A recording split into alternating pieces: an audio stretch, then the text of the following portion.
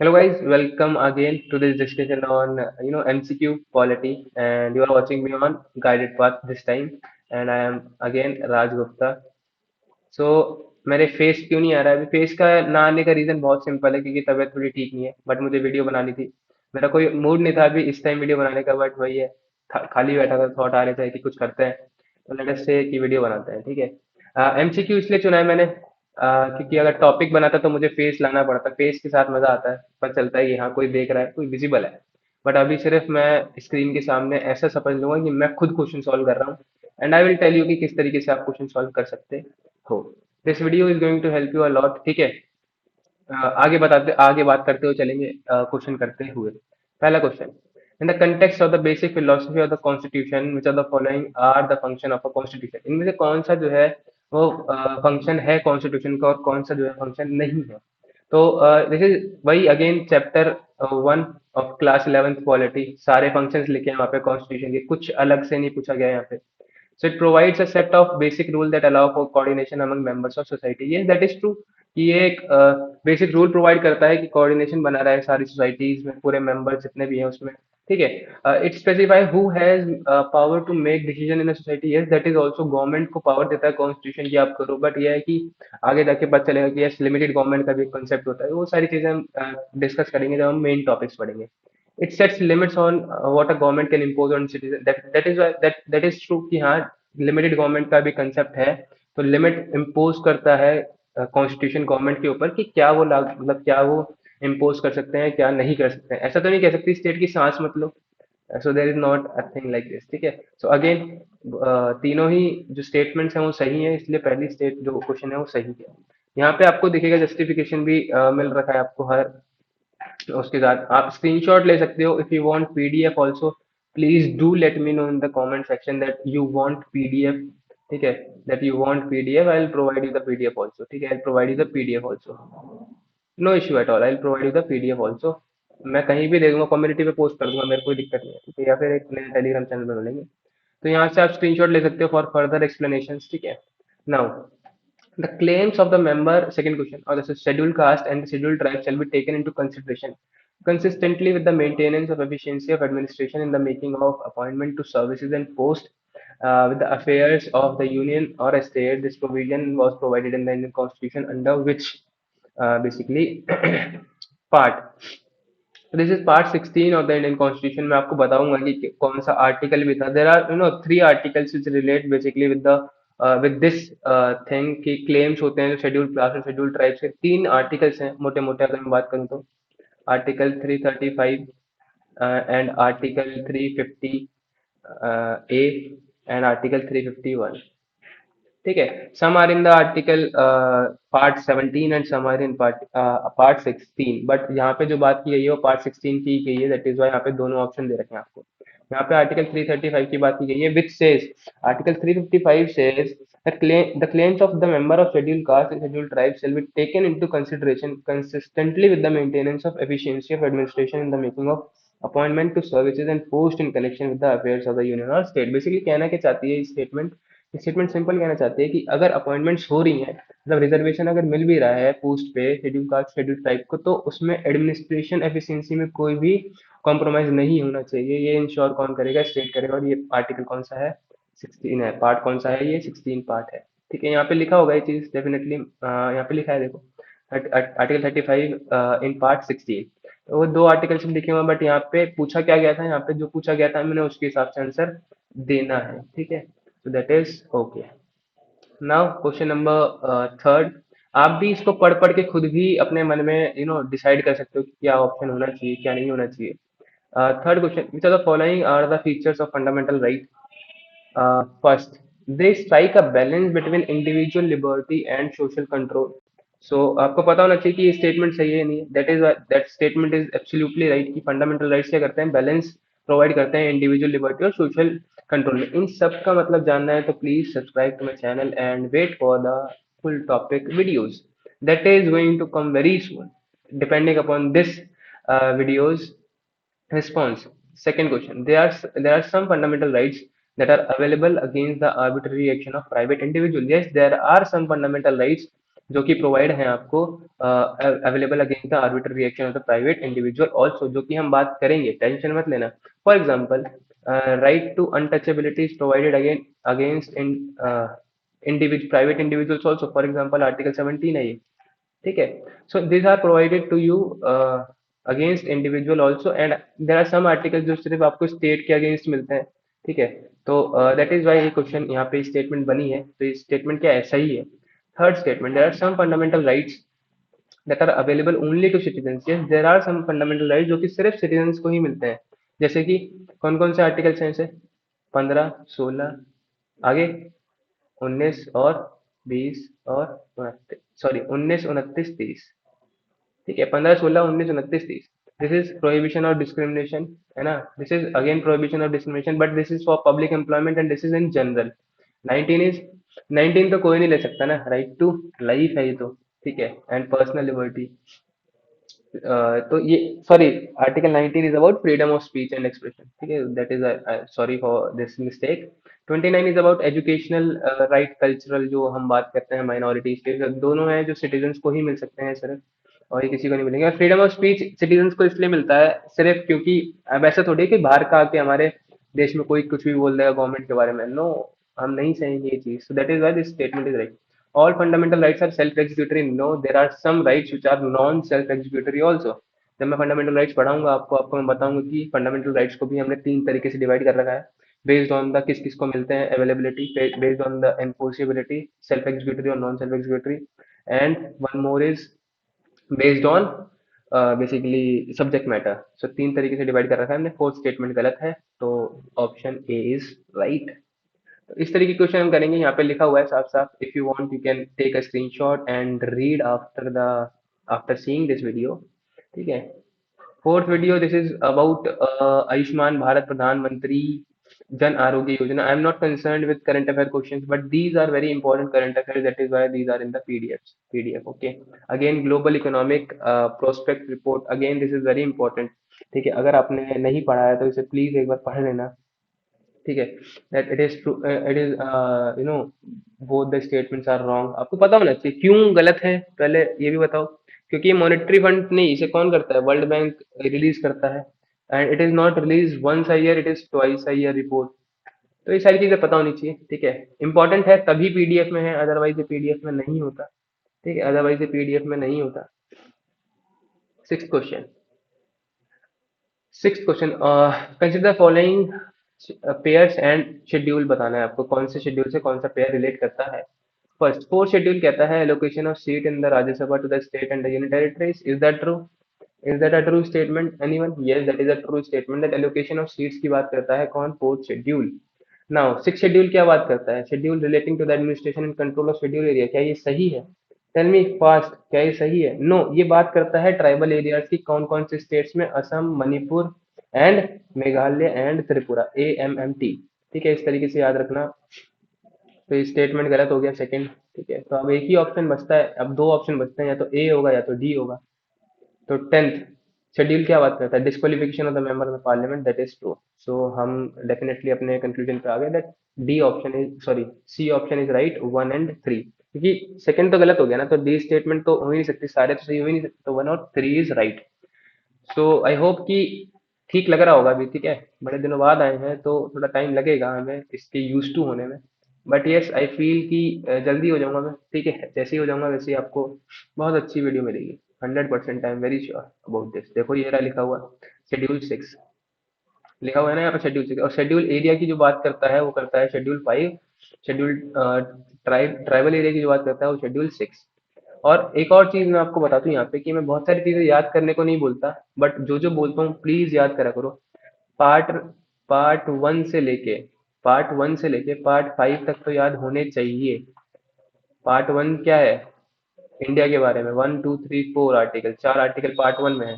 Part two में कितने articles हैं? Number of article doesn't matter यार, डजंट मैटर। तो उसमें जो सिटीजनशिप के आर्टिकल्स हैं 6, वो याद होने चाहिए। उसके बाद फंडामेंटल राइट्स तो सारे ही याद होने चाहिए। उसके बाद अगर मैं बात करूँ डीपीएसपी भी याद होने चाहिए, क्वेश्चन बनते हैं डीपीएसपी से।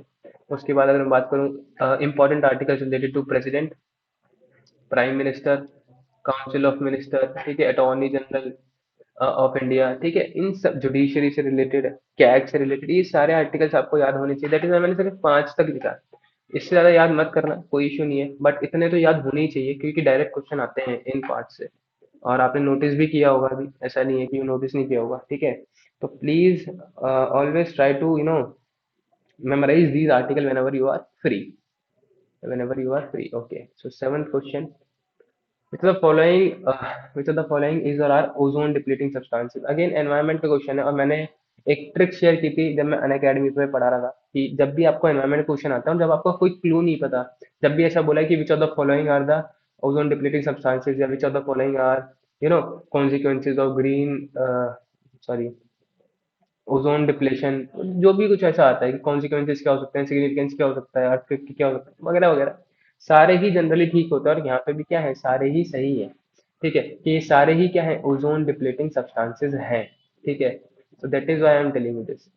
देखो यहाँ पे कितने सारे हैं ओजोन डिप्लेटिंग सब्सटेंसेज, इसमें से अगर एक भी दे देगा आपको, मतलब इतने सारे दे देगा, तो आप याद कर सकते हो सारे, पॉसिबल ही नहीं है। इसलिए अगर लगाना है तुक्का तो प्लीज हमेशा ऑल ऑफ द अबव लगाया करो। किस किस में? ज्योग्राफी और एनवायरनमेंट में। अगर इधर पूछा है कॉन्सिक्वेंसेज, सिग्निफिकेंस, फैक्टर, रिस्पॉन्सिबल वगैरह वगैरह, प्लीज अगर बहुत ही ज्यादा अलग दे रखा है तो मत लगाना। एनवायरनमेंट में सबसे सही काम कर सकते हो। एनवायरनमेंट में हमें यही पूछता है कि which of the following are belong to this category वगैरह वगैरह, तो इधर भी आप सारे ही लगा सकते हो। मेरी यही रहती है ट्रिक, अब आपके ऊपर है आपको क्या करना है। Which one of the following recommendation the Swaran Singh committee is incorporated in the constitution under fundamental duties? Okay, so कौन सी की गई थी according to Swaran Singh committee? Swaran Singh committee ने ही फंडामेंटल ड्यूटीज क्या किया था? हम बात करें तो फंडामेंटल ड्यूटीज के बारे में बताया था। एंड कब बताया था आपको पता होना चाहिए, कौन से साल में सोरेन सिंह कमेटी को स्टेबलाइज किया गया था, बताओ कौन से में किया गया था। ये सब चीज पता होनी चाहिए, नहीं पता तो कोई नहीं, I am there for you, करेंगे कुछ ना कुछ, आपको बताएंगे। तो कौन सी थी, है ना, फॉलोइंग रिकमेंडेशन इनकॉर्पोरेट की गई थी? So empower parliament to impose penalty, no, पता है हमें, आज तक नहीं है ये तो। Duty to pay taxes, no, it is not a fundamental duty. No law imposing penalty of punishment of, ये भी नहीं है, ठीक है। तो सबसे जो बची प्रैक्टिकलिटी की बात करें तो B, duty to defend the country and render national services and called upon to do so. अगर प्रेसिडेंट साहब ने बोला है कि आप सारे यंगस्टर्स को who are in the age bracket of 18 to 23 serve करना है for 2 years in the army, so आपको जाना पड़ेगा, विद और विदाउट प्राइस, विद और विदाउट रेन्यूमरेशन। आपको पैसे मिल भी सकते हैं, नहीं भी मिल सकते हैं, बिकॉज इट्स फंडामेंटल ड्यूटी, ठीक है। ऐसा होता भी है कुछ कंट्रीज में, ठीक है। Again this is central bureau of investigation, that is a polity question. सबको लगेगा कि नहीं है ये polity question, but that is a polity question, no doubt, ठीक है, no doubt it is a polity question. Which is the following is not a function of the central bureau of investigation? पहली statement, investigating cases of corruption, bribery and misconduct of central government employ, that is a function, yes or no? Yes, that is a function. We can say this. Probe terror attack including bomb blast, hijacking of aircraft and ship, attack on nuclear installation and use of weapon mass destruction. चलो ये नहीं पता हमें। Investigating serious crimes having national and international ramification committed by organized gangs of professional criminals, चलो ये भी नहीं पता, मान लेते हैं। Maintaining crime statistics and criminal, ये तो डेफिनेटली सही है। तो बी और सी में अगर नहीं पता है तो क्या लगाओगे, पहले तो ये बताओ कि ज्यादा गलत कौन सा लग रहा है, ठीक है।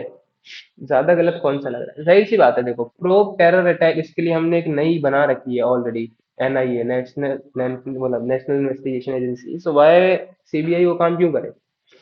As simple as that. तो B option is right, B option is right, ठीक है। सो यहाँ पे ले सकते हो स्क्रीनशॉट, जब मैं स्क्रॉल कर रहा हूँ तो ये रहने दो, हमें नहीं करना है ये। In which of the in the context of historical underpinning of the Indian Constitution, which are the following act introduced ordinances for the first time? Ordinances सबसे फर्स्ट टाइम में किसने इंट्रोड्यूस किए थे, कौन से गवर्नमेंट ऑफ इंडिया एक्ट ने किए थे? There are some acts which are very important, British acts, जो कि डायरेक्ट पूछे जाते हैं, बहुत सारे कॉम्पिटिशन में पूछे गए हैं आज तक। तो please try to memorise it. सबसे पहले आए थे इंडियन काउंसिल एक्ट 1861 में। सो देर आर थ्री जो आपको याद तो करने ही करने, 1909, 1990 एंड 1935। उसके बाद अलावा इंडियन काउंसिल एक्ट भी आप देख सकते हो दोनों, ठीक है। ये दोनों तो करने ही करने हैं आज, सारे प्रोविजन, इसमें तो कोई छूट ही नहीं है। इन दोनों में देख सकते हो कुछ इंपॉर्टेंट कर सकते हो, बाकी if you want you can skip also, ठीक है। 11th हो गया, 12th की बात करते हैं, चलो। The directive principle state policy laid down in Part 4 of the Constitution cannot in any way override or abridge the fundamental rights guaranteed by Part 3. On the other hand, they have to conform to and run as subsidiary to the fundamental right laid down in Part 3, but the fundamental right could be amended by the Parliament by an act of Constitutional Amendment Act. इसमें से मतलब इनमें से कौन सा ऐसा case था जिसने ये वर्डिक्ट दिया था कि जो फंडामेंटल राइट्स हैं वो क्या है बेसिकली ओवर मतलब जो पार्ट 4 है जो डीपीएसपी है उसको इम्प्लीमेंट करने के लिए गवर्नमेंट कैन नॉट एब्रिज और ओवरराइड फंडामेंटल राइट्स, तो ये चीज बोली गई थी। ठीक है। और कहा गया था कि जो डीपीएसपी हैं वो क्या है सब्सिडरी हैं to fundamental right, they are not overpowering them. ठीक है, तो बहुत बड़ी स्टोरी है between fundamental right and directive principle. और इन दी एंड क्या हुआ था एंड में अभी बताऊंगा क्या हुआ था, पहले आंसर देख लेते हैं। तो this was in Champakam Dorai case. आप अगर सुप्रीम कोर्ट का इवोल्यूशन देखोगे तो आपको बहुत इंटरेस्टिंग लगेगा। The reason is very simple. Supreme court का जो इवोल्यूशन है वो ऐसा है कि जो सुप्रीम कोर्ट ने सबसे पहले जो डिसीजन दिए थे वो बहुत नैरो दिए थे, but now if you see जो डिसीजन देती है सुप्रीम कोर्ट बहुत ही ज्यादा अलग लेवल पे देती है। For example in 1973 when supreme court basic structure जब डॉक्ट्रिन निकाली थी, तो ये बहुत ही एक मैं बात करूं इंडियन जुडिशरी में बहुत ही बड़ा इवोल्यूशन था कि इस चीज को डेवलप किया गया। बेसिकली पहले तो नहीं था, जाहिर सी बात है कि किसी न किसी ने सोचा होगा, उसके बाद ये चीज आई। And according to this only and इन देखो फंडामेंटल राइट्स और जो डीपीएसपी है उनमें सारे केसेस में बात की गई है। गुलकनाथ केस में भी बात की गई है। इसमें 24 25 कॉन्स्टिट्यूशन अमेंडमेंट एक्ट आया था जिसमें कि 25 के कुछ हमने सेकंड प्रोविजन को अपहेल्ड किया था सुप्रीम कोर्ट ने कि आर्टिकल आर्टिकल क्या था 31C जो है ये हमने ऊपर रखा था आर्टिकल 14 और 19 के, कि अगर आर्टिकल 31C को मतलब ऐड किया गया था। बेसिकली ये क्या है क्या नहीं है सब मैं बताऊंगा आपको फंडामेंटल राइट में। अभी सिर्फ ऊपर से ब्रीफ नॉलेज दे रहा हूँ because it is MCQ session only. Keshavananda Bharati case में भी बात हुई थी इन दोनों चीजों की। मिनरवा मिल्क केस में बात हुई थी फाइनल फंडामेंटल राइट और डीपीएसपी की, दैट कि जो डीपीएसपी और फंडामेंटल राइट है neither DPSP nor fundamental right are supreme to each other but they are correlate to each other, मतलब दोनों साथ में हैंड इन हैंड जाएंगे। कोई भी एक दूसरे से बड़ा नहीं है। सिंपल। तो ये चीज फाइनल डिसीजन लिया था किसने सुप्रीम कोर्ट ने। 12th क्वेश्चन हो गया। ठीक है। अब वही है with reference to schedule seven schedule याद होना चाहिए आपको। ठीक है। तो ये सारी चीजें हैं, मजा आएगा करने में। For the sake of making a video मैंने ये वीडियो बनाई थी। ठीक है। बट यस और करता मैं इसको, बट यस तबीयत मेरी जोर नहीं दे रही है। ठीक है। तो that is I will leave this 13 question here only. 13 कराऊंगा सिर्फ, उसके बाद नहीं करूंगा मैं। ठीक है। लास्ट क्वेश्चन है ये। कौन सा सही है इसमें से, can you anyone tell me. देखो जितने भी इंपॉर्टेंट सेक्शन है वो आपको पता होना चाहिए यूनियन में होंगे। जितने भी लेस इंपॉर्टेंट हैं वो सारे किस में होंगे, स्टेट में होंगे। और जो कंकरेंट होगी उसमें होंगे जो कि दोनों ही लॉज बना सकते हैं। ठीक है। ट्रेड यूनियन पे दोनों बना सकते हैं तो that is definitely wrong, concurrent में जाएगा ये। Banking is very important so that is why union में जाएगा, तो ये भी गलत हो गया। एग्रीकल्चर इज डेफिनेटली ट्रू, जो स्टेट में रहेगा, so only one pair is right. ठीक है। तो अगेन एनसीईआरटी का क्वेश्चन है ये भी। तो please do read NCERT very carefully. अगर आपको देखना है तो you can watch full NCERT series of mine on Unacademy basically. You can watch that on Unacademy if you want to see. Search my profile मिल जाएगा, वहाँ पे लिखा होगा ex educator, but you can watch मेरी videos है वहाँ पे, तो यू कैन सी दैट पूरी वीडियोस। यहाँ नहीं बना पाऊंगा मैं इतनी जल्दी क्योंकि यहाँ पे और अच्छा कंटेंट है मेरे पास, तो मैं वो डिलीवर करूंगा पहले, उसके बाद देखते हैं क्या करना है। अगर आप चाहते हो तो यहाँ पढ़ाऊँ तो यहाँ भी पढ़ा दूंगा, कोई इशू नहीं है मेरे को। ठीक है। तो please do let me know in the comment section that which topic you want from me now. Okay, thank you very much for watching this video, and if you like the video please do share and subscribe this video and wait for the next one to have more knowledge. Okay, thank you very much and bye bye.